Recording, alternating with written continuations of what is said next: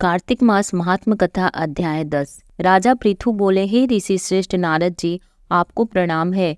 यह बताने की कृपा कीजिए कि जब भगवान शंकर ने अपने मस्तक के तेज को क्षीर सागर में डाला तो उस समय क्या हुआ। नारद जी बोले, हे राजन, जब भगवान शंकर ने अपना वह तेज क्षीर सागर में डाल दिया तो उस समय वह शीघ्र ही बालक होकर सागर के संगम पर बैठकर संसार को भय देने वाला रुदन करने लगे। उनके रुदन से संपूर्ण जगत व्याकुल हो उठा, लोकपाल भी व्याकुल हो गए, चराचर चलायमान हो गया।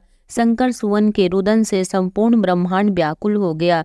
यह देखकर सभी देवता और ऋषि मुनि व्याकुल होकर ब्रह्मा जी की शरण में गए और उन्हें प्रणाम कर उनकी स्तुति करने लगे। उन सभी ने ब्रह्मा जी से कहा, हे पितामह, यह 3 बहुत ही विकट परिस्थितियां उत्पन्न हो गई हैं। हे महायोगिन, इसको नष्ट कीजिए। देवताओं के मुख से इस प्रकार सुनकर ब्रह्मा जी सत्यलोक से उतरकर उस बालक को देखने के लिए सागर तट पर आए। सागर ने ब्रह्मा जी को आता देखकर उन्हें प्रणाम किया और बालक को उठाकर उनकी गोद में दे दिया। आश्चर्यचकित होते हुए ब्रह्मा जी ने पूछा, हे सागर, यह बालक किसका है? शीघ्रता पूर्वक कहो। सागर विनम्रता पूर्वक बोला, प्रभु, यह तो मुझे ज्ञात नहीं है, परंतु मैं इतना अवश्य जानता हूँ कि यह गंगा सागर के संगम पर प्रकट हुए हैं। इसीलिए हे जगत गुरु, आप इस बालक का जात कर्म आदि संस्कार करके इसका जातक बताइए। नारद जी राजा पृथु से बोले, सागर ब्रह्मा जी के गले में हाथ डालकर बार बार उनका आकर्षण कर रहा था। फिर तो उसने ब्रह्मा जी का गला इतनी जोर से पकड़ा कि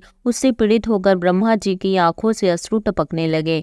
ब्रह्मा जी ने अपने दोनों हाथों का जोर लगाकर किसी प्रकार सागर से अपना गला छुड़वाया और सागर से कहा, हे सागर, सुनो, मैं तुम्हारे इस पुत्र का जातक फल कहता हूँ। मेरे नेत्रों से जो यह जल निकला है, इस कारण इसका नाम जलंधर होगा। उत्पन्न होते ही यह तरुण अवस्था को प्राप्त हो गया है, इसीलिए यह सब शास्त्रों का परागामी, महापराक्रमी, महावीर, बलशाली, महायोद्धा और रण में विजय प्राप्त करने वाला होगा।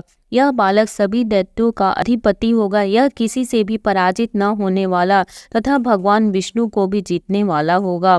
भगवान शंकर को छोड़कर यह सबसे अंत्य होगा। जहाँ से इसकी उत्पत्ति हुई है यह वही जाएगा।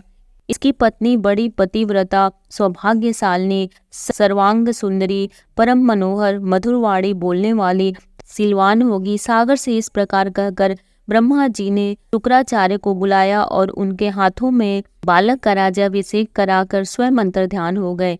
बालक को देखकर सागर की प्रसन्नता की सीमा न रही। वह हर्षमन से घर आ गया। फिर सागर में उस बालक का लालन पालन कर उसे पुष्ट किया। फिर कालनेमी नामक असुर को बुलाकर वृंदा नामक कन्या से विधि पूर्वक उसका विवाह करा दिया। उस विवाह में बहुत बड़ा उत्सव हुआ। श्री शुक्राचार्य के प्रभाव से पत्नी सहित जलंधर दैत्यों के राजा हो गए।